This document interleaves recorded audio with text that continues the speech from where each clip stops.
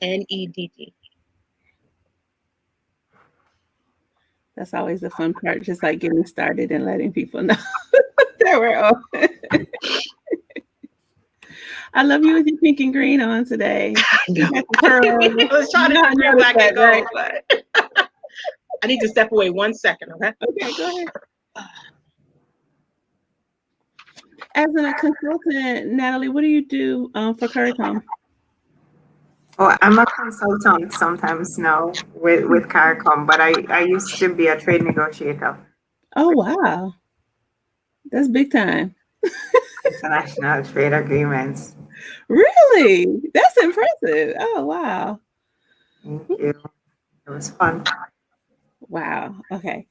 Good afternoon, everyone. My name is Dr. Ife Taya Ojelade. I am so excited about this conversation today. We are continuing to celebrate Caribbean Heritage Month. And like I do with things where I am not an expert, I like to get out of the way. So today, I was going to say director. So you direct a lot of stuff. The office manager, she directs our operations at a Healing Paradigm. Miss Alethea Bonello is going to facilitate this conversation. So I'm going to turn it over to her. So thank you, Alethea, for facilitating this conversation. I also want to thank our panelists today. We have Miss Natalie Rochester from Mango Tales Limited, and she is going to, I know, feed us because I have already gotten great information from just listening to her and kind of the pre-conversation. And then we will have our brother Rukuumba, Nedd. He is going to be on in just a second, but I'm going to turn this conversation over. So thank you, Natalie, for agreeing to have this conversation. And I'm going to turn it over to you, Alethea. Great. Thank you. And thank you, Dr. Ojelade, for even being open enough to allowing us to have this conversation. As we talk about a lot of Pan-African things of the African diaspora, we're excited that in the month of June in America, in the US, that we have Caribbean American Heritage Month. And as part of that, we wanted to celebrate the art and culture of the Caribbean. We're going to be talking about a lot of things because just the arts and culture in and of itself, that is a broad topic to even discuss in just an hour. But we're going to delve into some of the things today. And I'm excited to have my sister friend with us here, Natalie Rochester. We go back way back from high school days, I Way like to back. say. And in that time, not only have we grown as friends, but we've had a chance to journey on this road through school and education, through various things and topics that we discussed. Me being a Jamaican American and her being a Jamaican who has had an American experience, among other things. But just a little bit about Natalie. She is an of international trade and development consultant based in Kingston, Jamaica. She has over 16 years experience in international trade and investment as a business sector assessment analysis of small firms, doing policy analysis, research, and trade promotion. But she is here now in regards to her creative side, and she is managing director of the creative business Mango Tales Limited, a startup publisher of children's books and music. The business is intended to fill the gap in the media and content industry for safe, family friendly, enjoyable entertainment experiences while promoting positive self representation, multiculturalism, natural beauty, and environmental awareness. This entrepreneurial journey builds on everything else and has been rich with new perspective on small business operations and competition to deliver cultural products of international quality in the international market. She has published Hazel Hummingbird, one of the first in a series of children's books that we are excited to talk about today. And so we are delighted to have with us today Natalie. How are you this afternoon? Thank you. Really excited to be here. I'm feeling good. Great. Good, good. We do have Mr. Rukuumba Nedd who will be joining us in a little bit, but we'll start and go head first into literature. So, within the culture of the Caribbean, as many of you know, that it was colonized. First, there were the indigenous people, the Arawak, the Taino, so many different indigenous peoples in the different islands. Then we had the influx of the Spanish that came, and then for Jamaica specifically, the British and many other countries in the Caribbean. And so they would capture and enslave Africans to build upon this cash crop of sugar that became rum and other items that they were to trade the captured Africans for to go ahead and have them work all throughout the Caribbean and in Latin America and the Americas in general. And so the culture of the Caribbean is heavily influenced by those colonizers along with the African roots. So tell us a little bit, when we talk about culture, how do you define Caribbean culture, Natalie? Thanks, Alethea. That's an excellent question. The Caribbean is one of the most diverse regions in the world because we've had waves and waves of migration apart from the indigenous peoples who would have, been moving up and down the islands and who still have pockets of communities with that pre-Columbian culture. We have had the mass displacement of persons of African descent with the slave trade. Um, it is found that there may have been pre-Columbian trade with persons outside of the Americas, and then we've had waves of persons, well, mestización, which is really, importing um, Caucasians to lighten skin tone. That's a part of the culture. We've had waves of Indians, Chinese, so the Jews fled the Holocaust and settled in the Caribbean, and so the region is very diverse, but generally peaceful, which is another strength of the region, that so many persons from different regions of the world could come and settle and call the Caribbean home.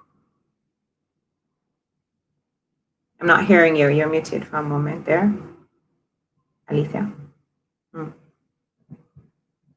Yeah, so I can go on and on. Yes, so Caribbean, I thought that today, growing up Caribbean and what it means is also very highly contextualized by where you grow up. So um in in the Northern Caribbean, like Jamaica, Bahamas, Cayman, you would have more, you may traditionally have had more of a of an interaction with North America, and that said, and the rest of the Caribbean will say that about Jamaicans a lot, and Jamaicans feel like like Miami is an extension of Jamaica. So we have that going on. And within the Eastern Caribbean, then you would have persons who their families are very quite mixed, between an Antigua and Barbuda, Twin Island, St. Lucia, St. Kitts Nevis, St. Vincent and the Grenadines, and then coming down the chain with Barbados, there's strong interaction as well. And then we segue down to Trinidad, which is then also going a transit point or a settling point for many Venezuelans, and that relationship is a strong one. And then coming now across South America, we'll have Guyana, Suriname, and then from Colombia, and then coming back up, Mexico, and Guatemala, Nicaragua, Honduras, Panama, Belize. And so the Caribbean is really geographically properly those countries that share the Caribbean Sea. And there are different levels which we interact to for functional reasons and in culture and socially. And with different waves of migration or the Panama Canal or different or parts that work together to to fight against colonial powers for independence of the region. We had a strong relationship between Jamaica, Cuba, South America, and the Dominican Republic and Puerto Rico are also a part of the mix. And so the way persons identify with the Caribbean is going to vary based on where they grew up and what their mix is, what their particular mix is. Awesome. I apologize for the interruption. We were trying to get our other speaker artist on, and I'm so glad it's worked out. And I see Rukuumba. Yeah. Thank I you so love it. much. I love it.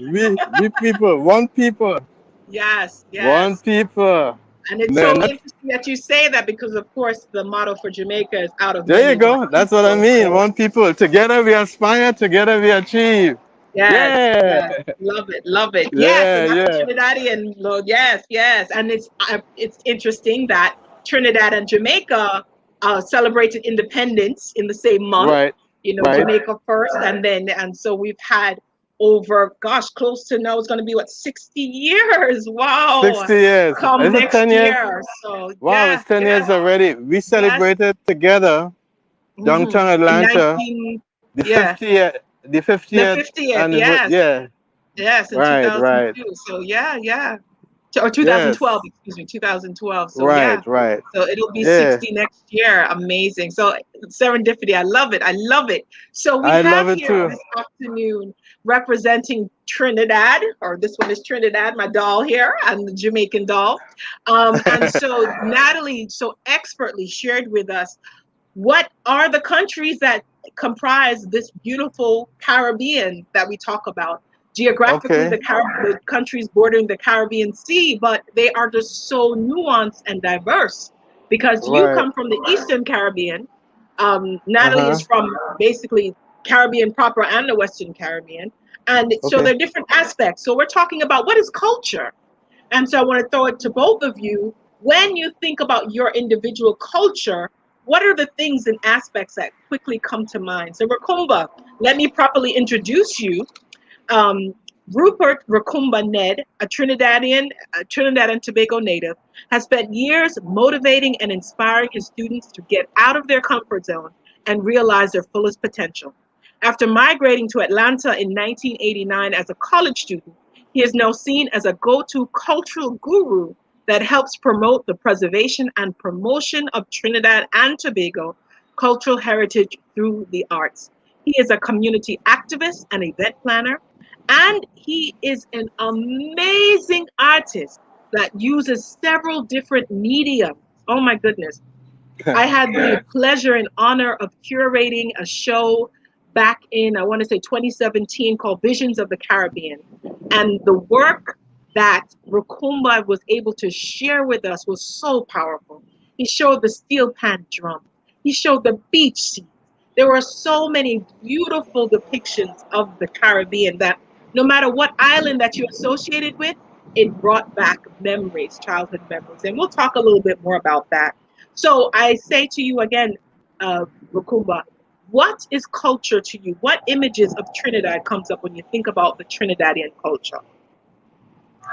Okay. And I'm in the parking lot. I'm waiting for them to let me in the building.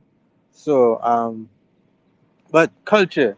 First of all, let me thank you, Althea, for honoring me with this opportunity to speak and to share all that I am, all that I've discovered, and my mission as a human being on earth.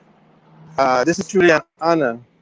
It's also an honor to, to, to be in the same space with someone representing my home girl, representing the Caribbean, as we call it, uh, which is so broad and vast, is incredible. And when I say broad and vast, it lets me home in to the concept of culture. Culture is all that we are, all that we represent, and all that we share as beings on this planet Earth, and universally. I don't think culture could be can be closed in. It's so broad a concept.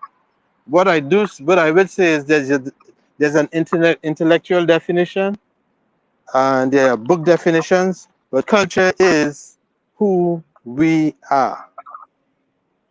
All and everything, encompassing everything in terms of we as beings on the earth. And so specifically, when you think about Trinidadian culture, what are some quick things that you think about, such as your Caribbean music? For Trinidad, what's the thing that comes to mind? Specifically for Trinidad, I think it continues to evolve in terms of Trinidad. I had the opportunity to go to Ghana and to manifest in Ghana.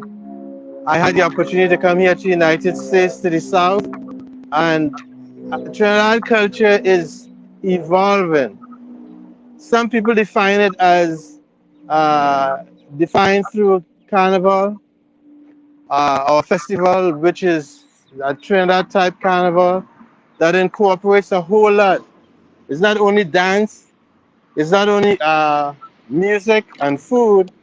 Some people define it as street theater, and it's unique in that there is not a carnival that is like Trinidad Carnival. Now, let me say this because this is also controversial.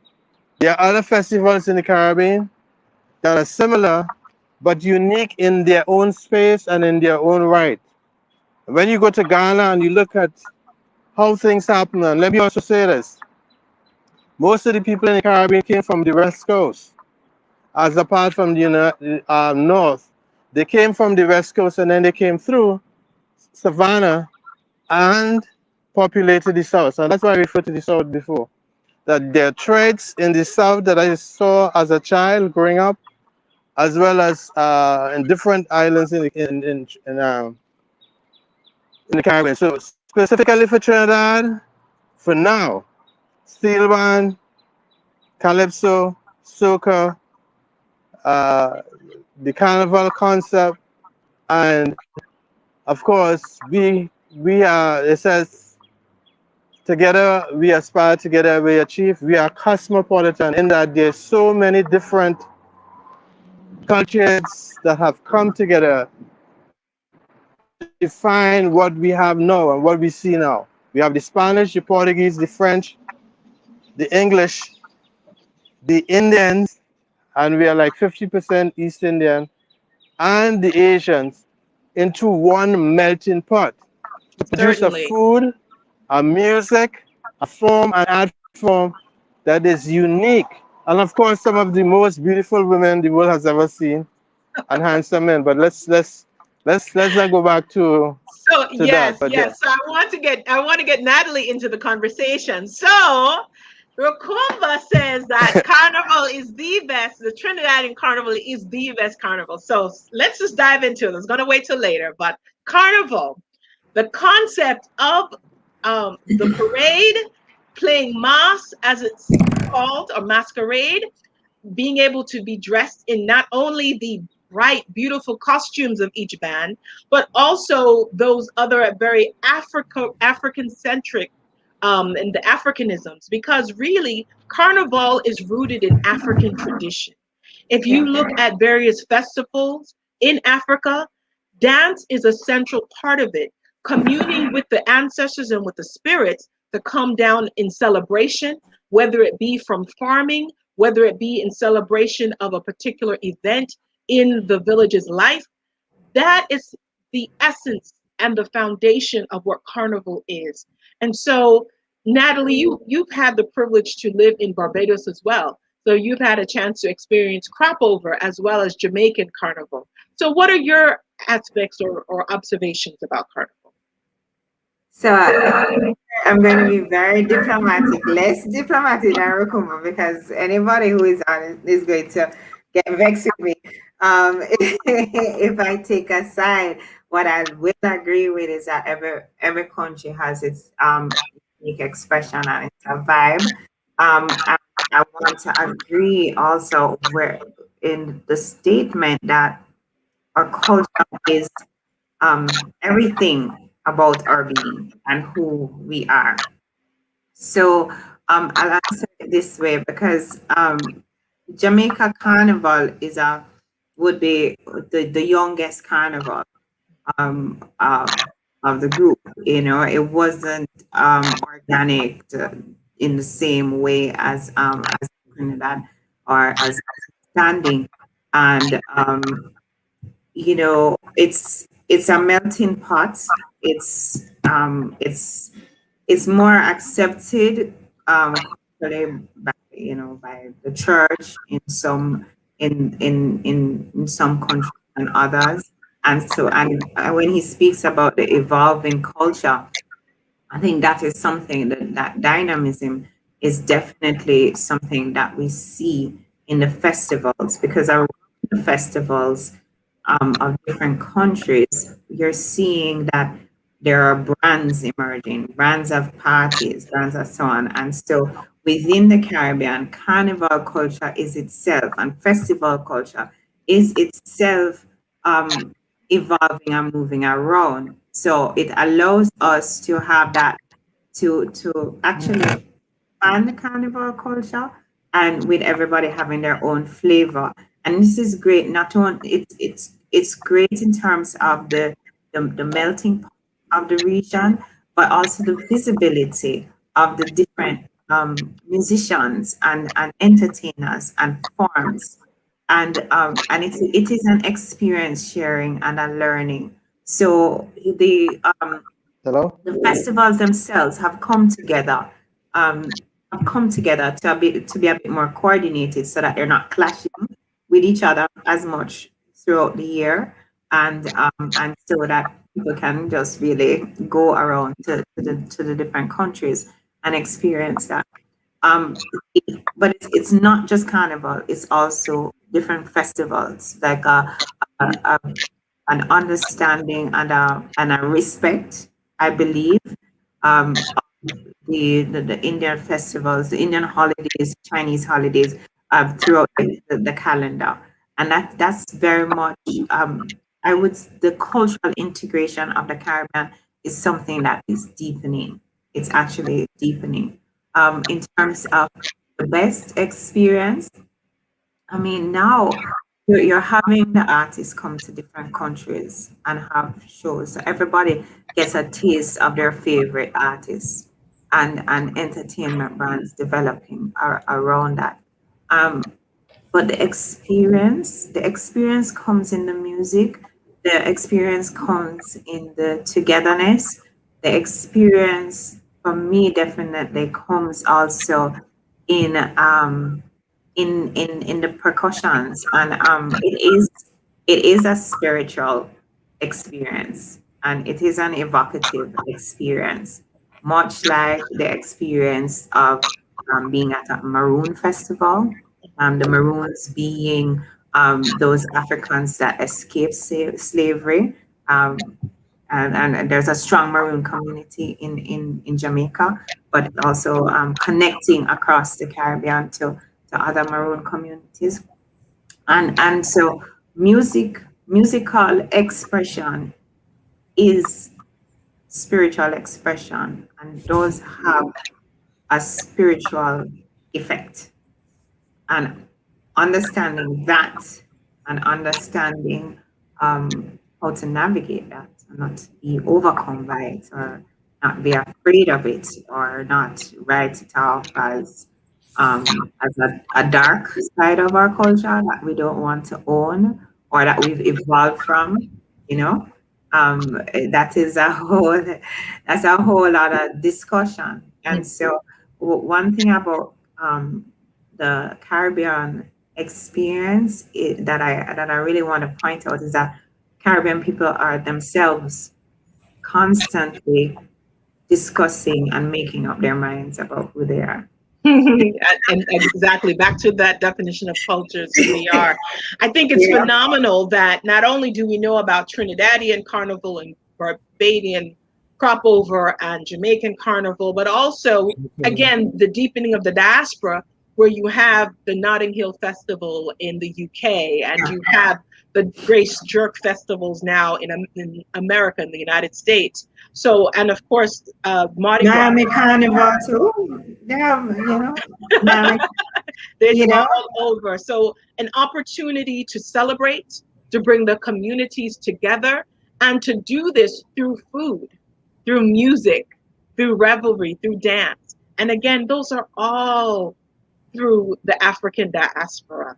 And it starts on the continent itself. So we want to, I can't believe it. We're almost at the halfway mark and we have so much more to talk about. So we want to quickly delve um, into the art, Rukuumba. Tell us about your art journey. Tell us, why do you enjoy painting and using your expression of art to recreate your childhood experiences and celebrating your upbringing in Trinidad and Tobago? All right, thank you. Yeah, and you can hear me now, right? Yes. This is so much better, right? I moved to a different space. But first of all, let me also say that I echo the sentiments made by Natalie. Is it okay to call you Natalie? Yes, I Yes, didn't. of course. Sure. So I get the thread through what she's saying is so similar to what I said. We are evolving. We are evolving. And I thank you so much because with my conversation with you, Althea, I had said that carnival is so broad and it's so interesting to hear Natalie talk about that spiritual aspect. I said the political, the cultural, the social, and the spiritual. It's so involved. It's so embedded as we evolve out of where we are. Um, I'll get right to my ad, but also let me say that the place that we are in currently, we have a negative way of looking at it, but this is a super beautiful place that we are and at this point in time, and we are privileged to share this time together. We are also in Africa. There are people that are called the Obia man and the Ugun, and Natalie and you and I are Uguns, and by that it's not necessarily negative. What it is that there are a few of us here who have the mission to look at that inquiry, to bring home or connect Sankofa, take us back to Africa, to the roots from where we come, and to recognize that where we are now, we are in a better place. And let me talk about my art. My art, and this is just, they call it the plastic arts or the still arts. I paint, I draw, and currently I use computer graphics to generate a lot of the images that I generate. And of course, the pan is the icon in the work that I produce. Why the steel band? As a little boy growing up in Trinidad, I would be in the pan tents. I go to the pan yards and so on. And I was just blown away by them, by the steel band players making music from drums, from pans. And it's so complex. It's so incredible. I'll be sitting down there, and that spirituality that Natalie talked about was in me. There are certain things that was in me that I could communicate and interact with the pan and didn't know the connections. Little did I know, I was chosen to use the pan to reach out and bring together images that one day will help educate and socialize our people as to who and what we are. And that is what the pan does for me. The pan is circular. That drum, the top is circular. There is no end to it. It's continuous. And then within that circle, which is our universal, which is life, which is existence, which is morality, nothing is destroyed. Everything changes its form. And that circle embodies our history and our culture. And it's amazing that I started looking at the pan and I started using the pan as a motif. I wanted to play music as a child.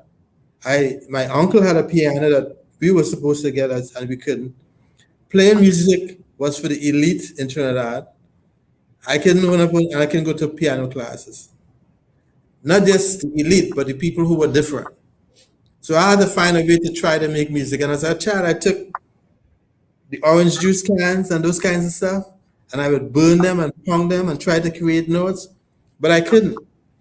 So I looked to the pencil and paper.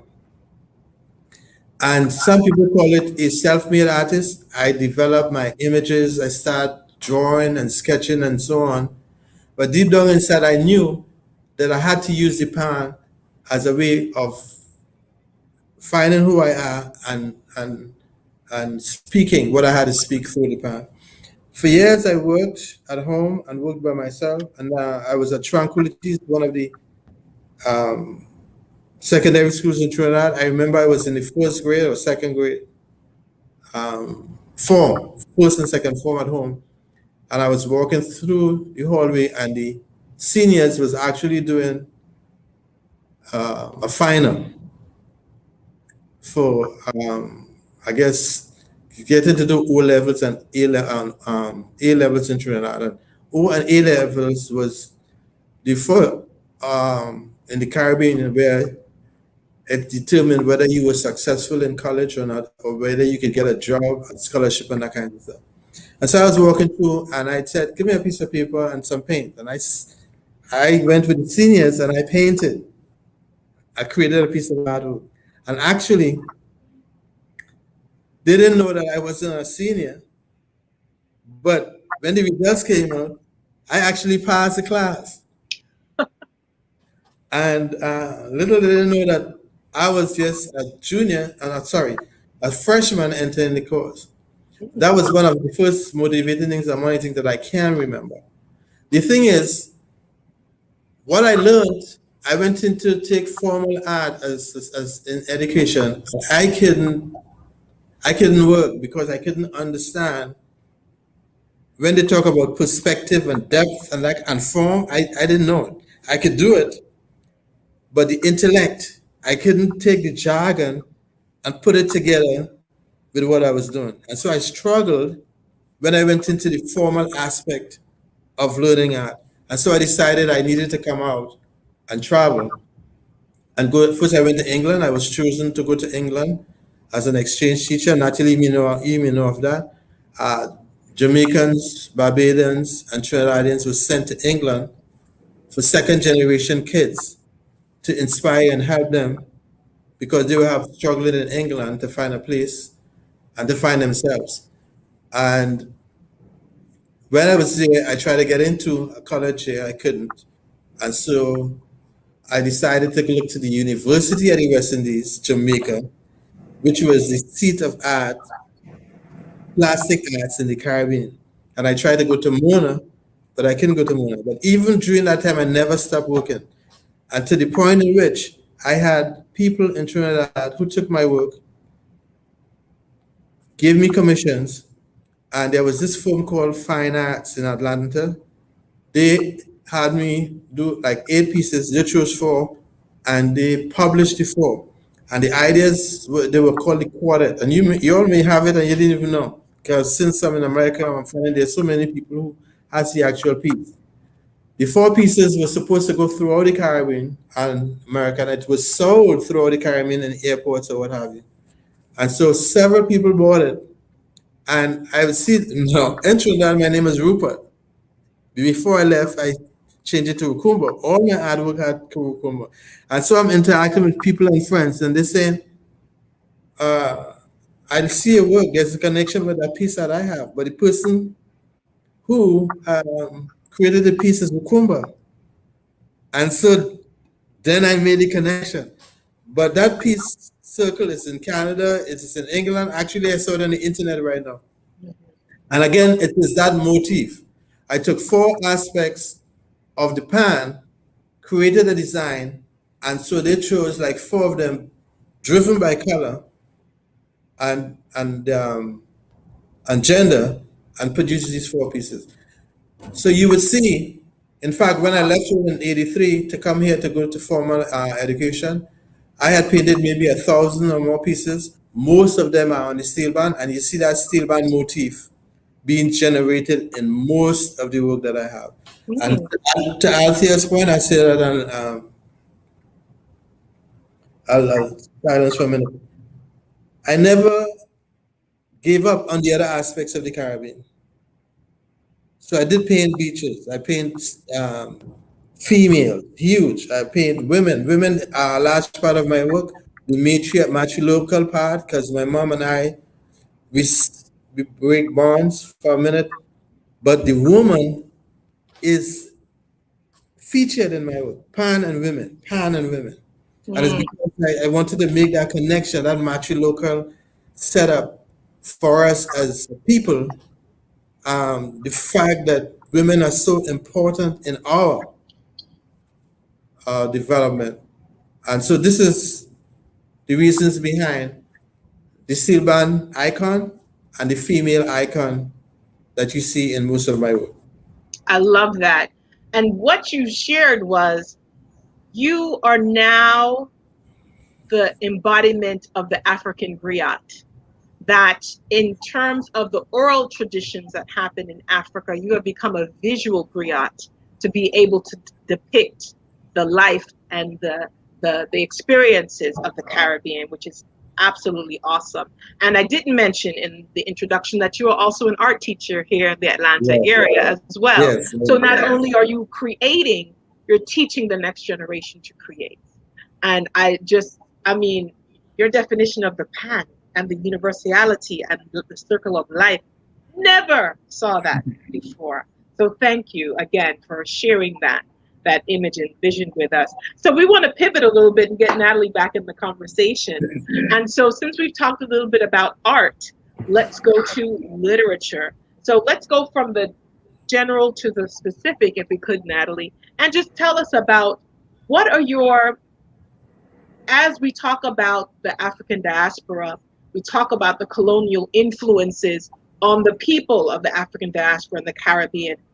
What is your observation of the transition or evolution of the literature in the Caribbean, specifically in Jamaica, from having a heavy influence from the colonizers to being able to fully become independent and depict the Caribbean from a Caribbean perspective? Yes, I love that question. So I'll answer this way. In terms of the comfort level that we are developing with ourselves, I couldn't speak patois until I went to high school, and it's not that I got permission, but somehow the mixing in high school, I just it just took off. Whereas my daughter at a much younger age is, Fluent. all into it, like all into patois, different types of patois, because patois is a whole mood in itself, is a whole, is depending and has its own context, and that's allowed because what was considered proper is different, and that's a comfort level. But I mean, I'm not gonna say it's across the board that we're there yet. We still in Jamaica have the whole conversation of what should be the language of instruction in our schools, and certainly from the literature point of view, I didn't see Black children in our books. We had a series where it was Dick and Jane with the ball and the dog and the cat and whatever from your early formative years, and I can't remember now how that made me feel really. But now that I'm in children's literature, and I think from I had my daughter, and she's almost 10, and he said, "But I can't read these books. This book, an aardvark. You may have an aardvark for in Ghana maybe, but it's not localized, and so there has been this disconnect between education and what we're being taught in school and our lived experience, and it's really, really problematic. And And you talk about the great, like who is going to convey our culture to people? Who is going to make us not ashamed of who we are, or who is going to settle that dissonance that we have between feeling that something is proper, how we want to just rock out and dance, and you know what I mean? Like, and so much of what we do is shame people about stuff that is organic, that somehow we're no longer comfortable with. And so the first point in the education system is comfort with yourself, and not cookie cuttering people, and taking our children and our people generally, and making them okay with who they are, and then trying to channel them to what they're good at, or the contribution they can make. And so I think the passing on of the oral history, of the history and the culture, whether it's oral or whether it's scribal, is very important for us maintaining and affirming our sense of identity. And so Rukuumba very interestingly shared that he could not process formal art education. And I think it's because we're very intuitive. There is a lot of knowledge that we have, and we're not taught to give credit to. I feel like I want to cry. Okay, like, because it's such a part of your self-awareness and developing as a person. And it comes with so much tension still as we're growing up, to be free to be who we are. And so when I'm hopping around, but it starts with education, with early childhood education. And so for me, there are a lot of things that I allow that my parents didn't allow. But I'm just so happy how parents become very, very flexible grandparents, and they're kind of what with interest, like, what's going on here? And like, I remember the first time I cut off the whole of my hair, and my father didn't like it. He's just like, don't do that again. Of course, it's happened like 7 or 8 times throughout life. I was growing and cut it off. But something like that, what it's not girly. And I remember after high school, I had gotten an interview, and I was going to work with Air Jamaica, and I had to cream my hair. I had to relax my hair, because you just can't go to work like that. So, but now we're more comfortable in some spaces. You're still going to get it. When I had my daughter, it was like, oh, she brown. She's these things that you don't expect to hear in 2021. But all of that comes from the messages, the cues that we would have received in the different learning contexts. And if we don't have some Black children in the books, then subliminally it's saying Black children aren't in books. And it makes them question, well, what is our place in the world? And then they have to pick up cues from their place in the world, from social context. So, like, I quickly, before the session, I picked up this book, and it's called, I'm trying to get my angles right, Rainbow Readers. You see this is actually produced by a Trinidad company in collaboration with Jamaica. And this is a primary school book now. And this, it didn't happen. I'm a little bit over 40, and it didn't happen. It didn't happen when I was growing up in school. When I was in high school and we had Green Days by the River, I think in first or second form, this was scandalous, because it was a Trinidadian book, and a Black boy with an Indian girl, and that was my real introduction to the rest of the Caribbean and Miguel Street. And I'm just like, whoa, there's something bigger here, some going on. And then going to the States, and I would say I mixed more with other Caribbean people in that context than I had ever before, with the Jamaican Association, the Caribbean Students Association, and so on. And then after a couple of years, ending up in Barbados, and then back in Jamaica, with some stops in between. But in terms of literature, the an identity, it going to the States made me more interested in this concept of Jamaicanness or Caribbean, and and it was because of needing to be in a community when you're in the US. No, Miami is not the typical America. Let's just call it for what it is. And so I mean, there was the mix with everybody Caribbean, people from the DR, people from Puerto Rico, Cubans, a lot of Cubans in Miami, and so on. So the definition of Caribbean for me was already very wide by being in Miami and taking the jitney to the mall, and going and interacting in Haitians in a way that you hadn't before, because you had a negative connotation of Haitians, from the Jamaican context, and of Haiti in terms of the poverty, the disaster, so on. And so the way we even exchange information among ourselves has to change.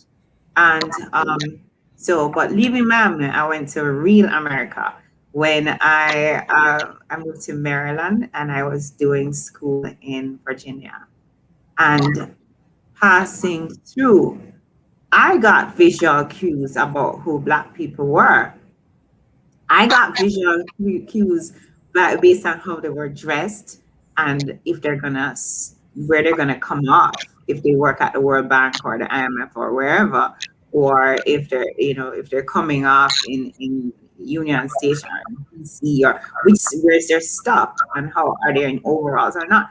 And being the only Black person in my class sometimes, or being in a class with an African American student, but knowing that you're different, or being asked by your lecturer, with all the caveats of not wanting to be offensive, what makes Caribbean people different.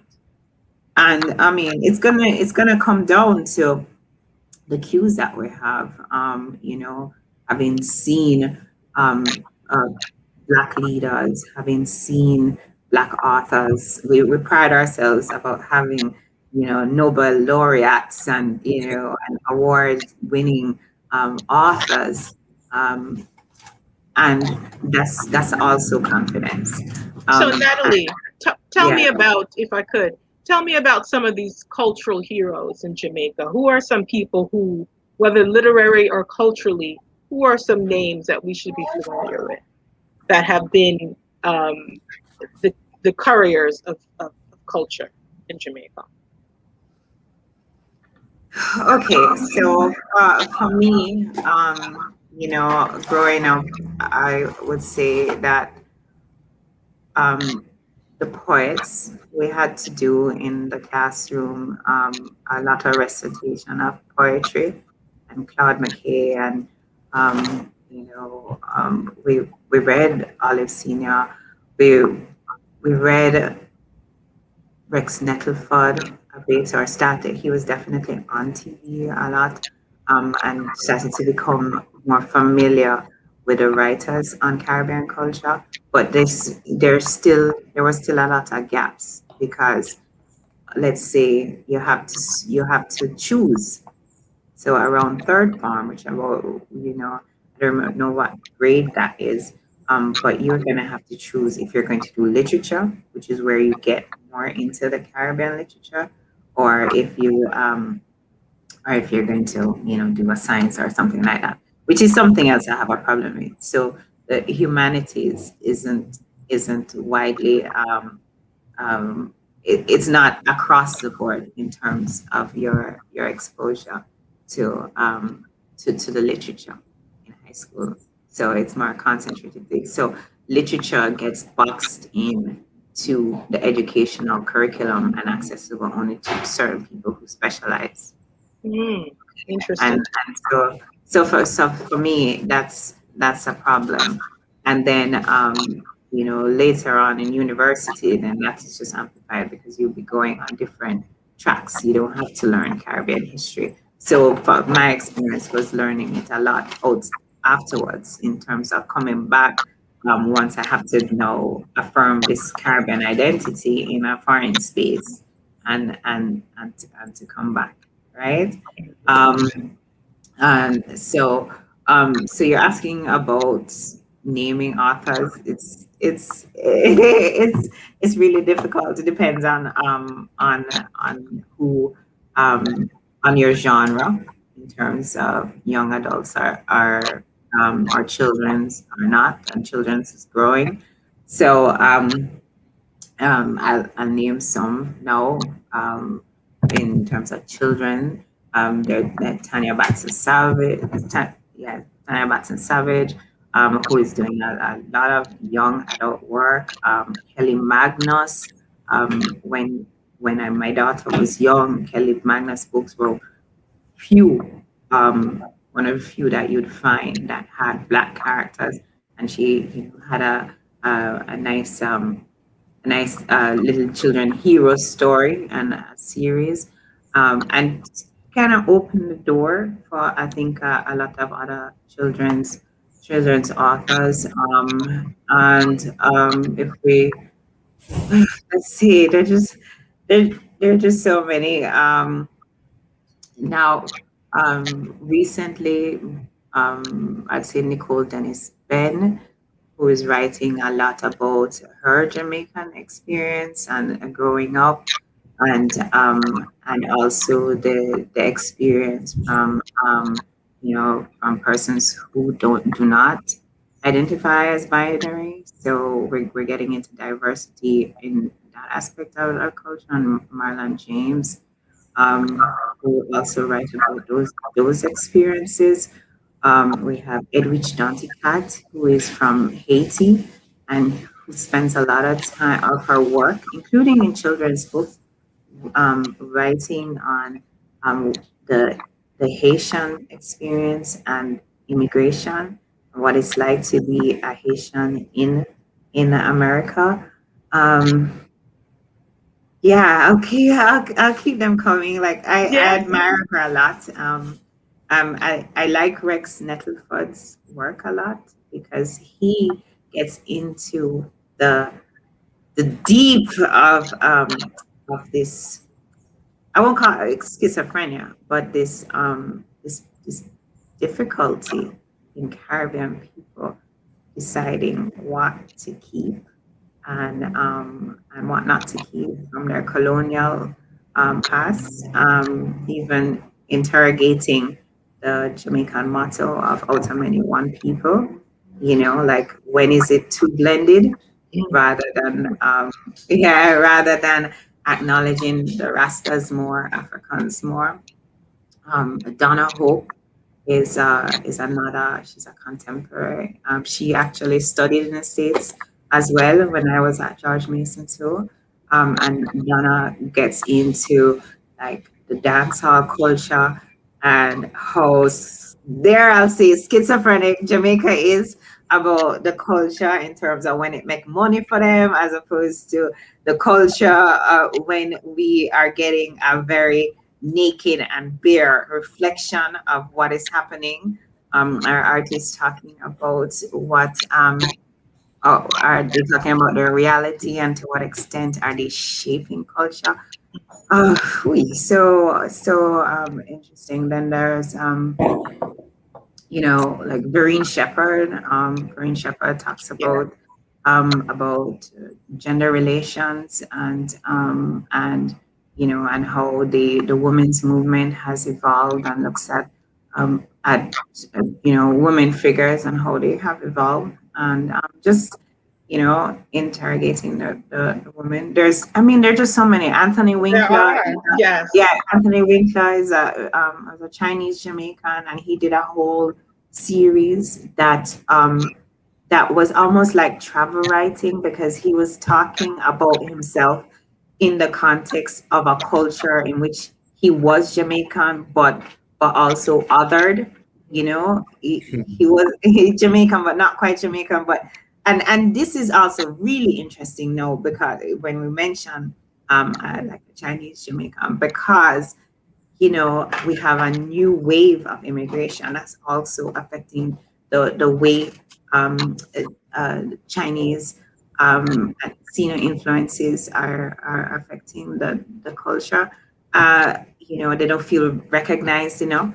I was in one forum where they thought and Indians, it came up that they weren't represented enough in Jamaican culture, weren't visible enough after having been such an important part and such a big part of the representation.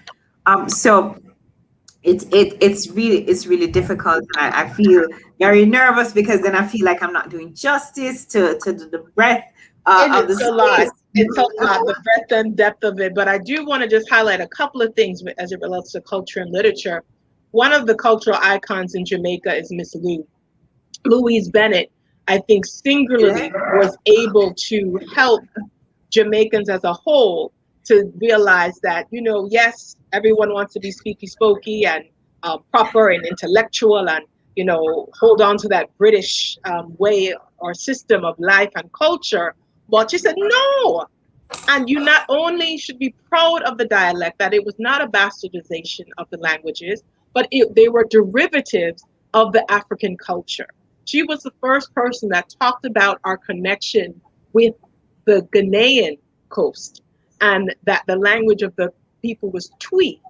And there are several different words that we use that we just thought were made up words. But in fact, just as we learned on High on the Hog, that okra, the word for okra was gumbo. And that's where we get the name gumbo from. The same thing with pinda was the name for peanuts in Ghana. And there are several different words that we use. When I went to Ghana and I saw the word nyam on a restaurant, and I said, wait a minute, that's not Jamaican? Jamaican. So, and just the Africanisms.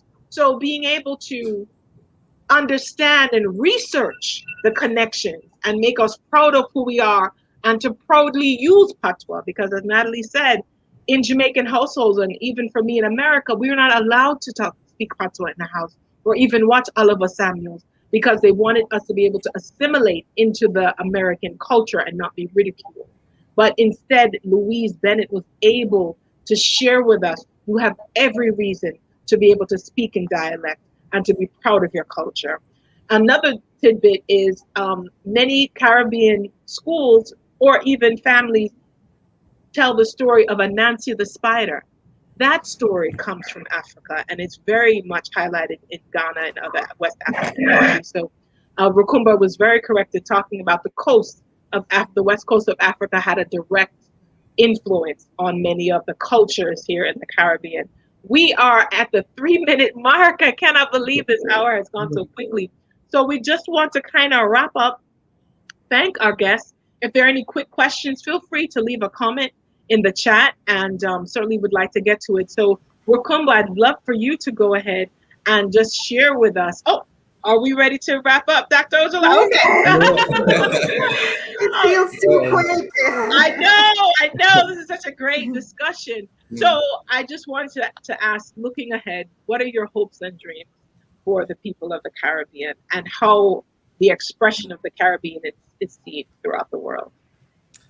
I think this is a beginning. This is indeed a beginning.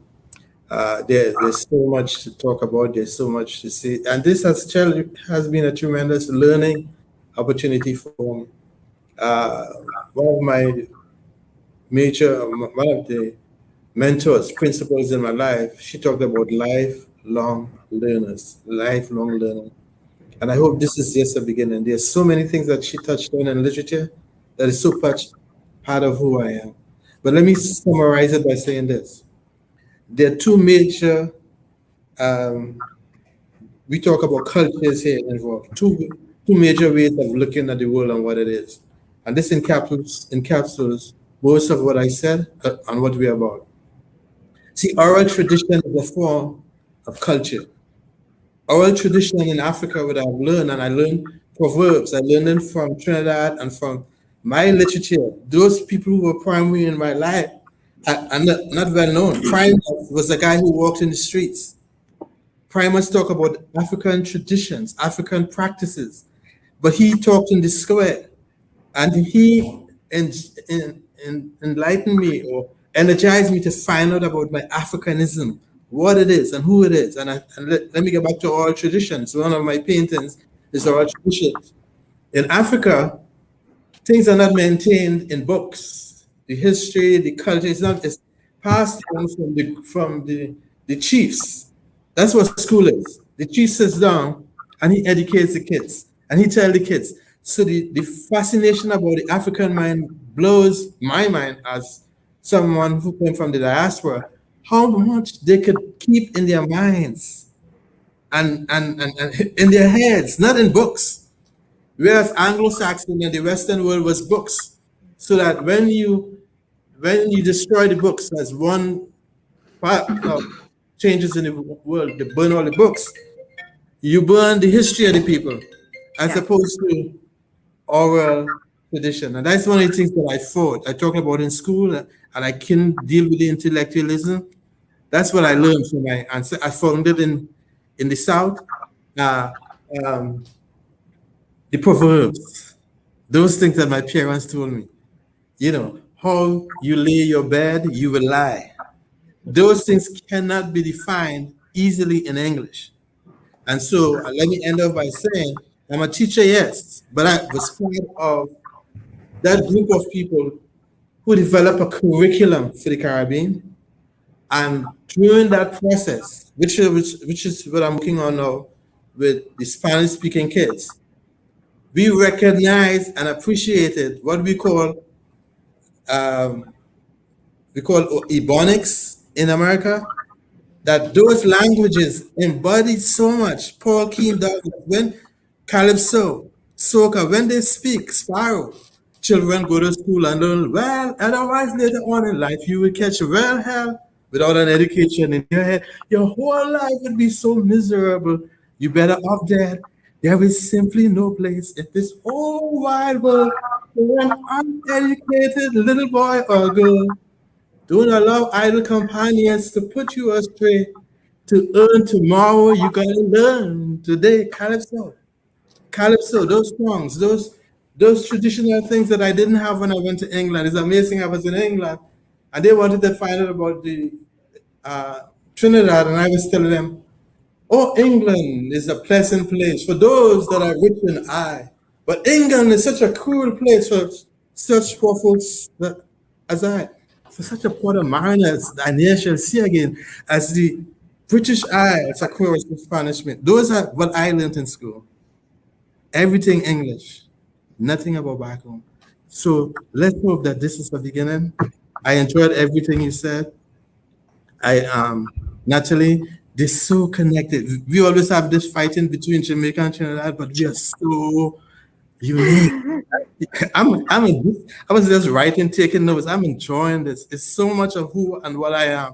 I thank you for Alethea to bringing us together. Thank you. And Natalie, your closing thoughts. Yeah, thanks. I'm like a new friend. So it was mentioned that I used to work with CARICOM, and I think that was it was a high point for me because I went to all the countries, and it helped to really affirm me as a person, as a Caribbean woman. My closing thought has to do with the link between the Caribbean and America, because the Caribbean has always fought for Africans in America. And I just wanted to just all that. whether through our music with Bob Marley, from Buffalo Soldiers, which he sang about. We recognize the Gullah Geechee people in the Carolinas. We recognize the continued struggle, and in the Caribbean, whether through positions in the United Nations or through letters to Congress, through through our political network, the Caribbean has always fought for African Americans in the United States. And if you'll allow me, I wanted to mention Claude McKay. So this is one of the poems that we would grow up reading and reciting. It's called If We Must Die.